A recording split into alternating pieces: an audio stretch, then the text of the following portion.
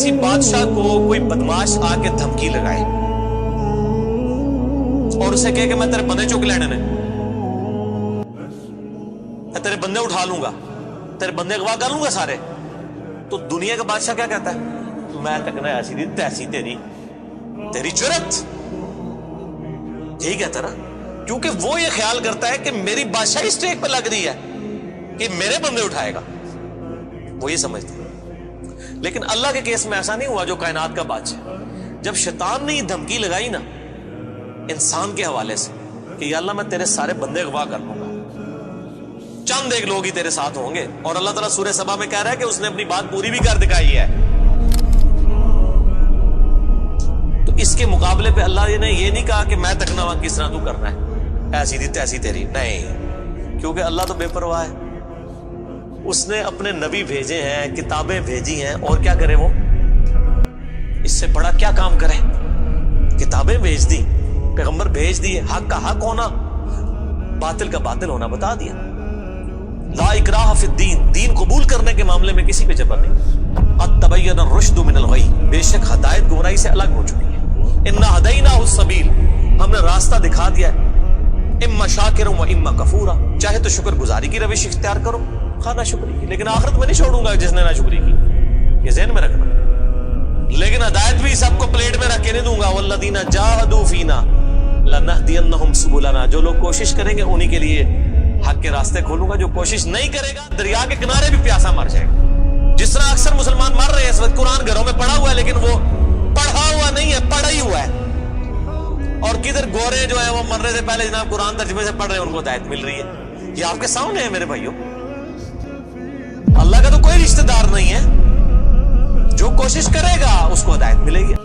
اسی سمجھ نہ ساڑھی کو رشتہ داری ہے اللہ نال، یہودیوں کا بھی یہی عقیدہ تھا نا، اسی لیے سورہ بقرہ کے جو 9 رکوع ہیں وہ پورا یہودیوں کے اوپر مقدمہ ہے، اور 7 یونیورسل ٹروتھ آئے ہیں کہ تم سے بھی پہلے ایک لاڈلی امت تھی، 3 کتابیں اس میں آئی، سینکڑوں پیغمبر آئے، اس کے باوجود جب انہوں نے روگردانی کی اٹھا کے اللہ نے پرے مارا، ضربت علیہم الذلہ والمسکنہ، آج تک ذلت اور مسکنت ان کے اوپر مسلط۔ تم کیا شے ہو؟ لیکن ہم پھر بھی کہتے رہتے ہیں اللہ جو کچھ بھی ہے تیرے محبوب کی امت سے ہے، اصل میں ہم یہ کہہ رہے ہوتے ہیں یا اللہ اسی کو نہیں سیدھا ہونا، سیدھی جی گل ہے، این جی سانوں قبول کر لے، یہی ہے نا، تو اور کیا مطلب ہے اس کا؟ میں کہتا ہوں اگر دنیا میں مورل لاز ایکٹیو ہوتے فوراً اسی وقت سر کے اوپر جوتی پڑتی کہ محبوب صلی اللہ علیہ وسلم کا نام لیتے ہو اور کرتوت نہیں اپنے دیکھتے۔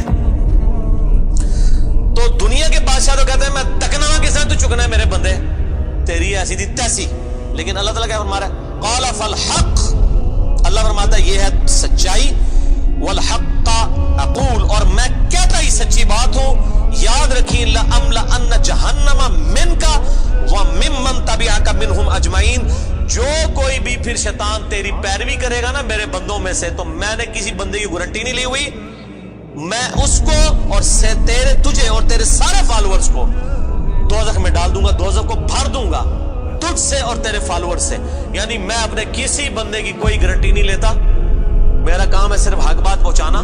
پیغمبروں کو بھی یہ کہا گیا وما علینا الا البلاغ المبین۔ اب جان بوجھ کے جو گمراہ ہوگا تو اللہ فرماتا ہے تجھے بھی اور تیرے فالوورز کو اٹھا کے دوزخ میں پھینک دوں۔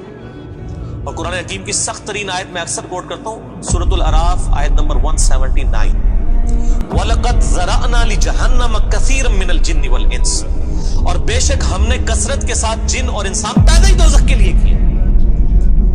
کتنے خطرناک الفاظ، لیکن اس کے آگے الفاظ ہیں، اللہ کوئی فنیٹک نہیں ہے، نعوذ باللہ۔ اللہ فرماتا ہے ہم نے ان کو دل دیے تھے، عقل دی تھی سوچتے نہیں، کان دیے تھے سنتے نہیں، آنکھیں دی تھی دیکھتے نہیں، یعنی ان انسٹرومنٹس کو یوز کر کے حق بات حاصل کرنے کی کوشش نہیں کرتے۔ اولئک کالانعام بل هم اضل، یہ چوپایوں کی مانند ہیں بلکہ ان سے بھی گئے گزرے ہیں، جو لائی لگ بنے ہوئے ہیں، کان آنکھ عقل کو یوز کر کے حق بات اور باطل میں تمیز نہیں کرتے ہیں، تو یہ دوزخ کے لیے پیدا ہوئے ہیں، اور ہمیں نظر بھی آ رہا ہے اکثریت واقعی دوزخ کے لیے پیدا ہوئی بھی ہے۔ اللہم اجرنا من النار، اللہم اجرنا من النار، اللہم اجرنا من النار۔ قل ما اسألکم علیہ من اجر، اے نبی علیہ السلام فرما دیجئے میں جو اتنی باتیں کھول کھول کے بیان کر رہا ہوں اس کے عوض تم سے کوئی معاوضہ طلب نہیں کرتا۔ آج کے دور میں جب ہم نبی علیہ السلام کی دعوت پیش کریں گے تو ہم کہیں گے کہ دیکھو تمہیں کھول کھول کے صحیح باتیں بتا رہے ہیں, کوئی چندہ بک نہیں بنائی ہوئی ہے بھائی, کوئی قربانی کی کھالیں نہیں جمع کر رہے, کھول کے مفت تمہیں یہ ساری سچائی بتا رہے ہیں. وما انا من المتکلفین, اور اے نبی علیہ السلام آپ فرما دیجئے میں تکلف بھی کرنے والا نہیں ہوں. ہائے ہائے ہائے ہائے, دنیا کا پورا ڈھکوسلا جو ہے نا مذہبی اپروچ میں وہ چال ہی تکلف کے اوپر رہا ہے. کیا تکلف ہے کہ علماء جو ہیں وہ اپنی آڈینس کو کھول کے بات بتانے نہیں چاہتے, وہ تکلف کر جاتے ہیں. انہیں جی دیکھو نا ڈائریکٹ نہیں گل کرنی چاہیے, اور نبی علیہ السلام کو کہا جا رہا ہے کہ آپ فرمائے کہ میں ہی ڈائریکٹ گل کرنے والا جائے پاویں کسی کو بری لگے. وما انا من المتکلفین, میں کوئی تکلف نہیں کرنے والا, کنو کڈ لو گل, اے کچھ ہونا جے تواڈے نال. یہ اتنے سخت الفاظ ہیں کہ میں کوئی تکلف نہیں کر رہا. کیا مطلب کہ اللہ نے کسی کی کوئی گارنٹی نہیں لئی. اللہ تعالیٰ فرما رہا ہے کہ شیطان میرے جن بندوں کو اغوا کرے گا میں نے کوئی گارنٹی نہیں لی ہوئی, میں انہوں نے بھی چھوڑ دیا گا دوزخی. ایسی تھی تیسی تہاڈی, کسی بھلے کیس نہ رہنا, کوئی تکلف نہیں ہے. نبی علیہ السلام کھل ڈول کے ان کو بات کرتے ہیں. اب جو قرآن پڑھے گا تو اس کو یہ میٹھی میٹھی تقریریں جو لوگوں کی جعلی ہیں, اوروں کی کہانیاں, بزرگوں کی کہانیاں, جانوروں کی کہانیاں, ٹھیک ہے جی, تو ایک کہانیاں انہوں نے پھر انہوں پتہ لگے قرآن پڑھو اللہ دے بندے کو پتہ لگے.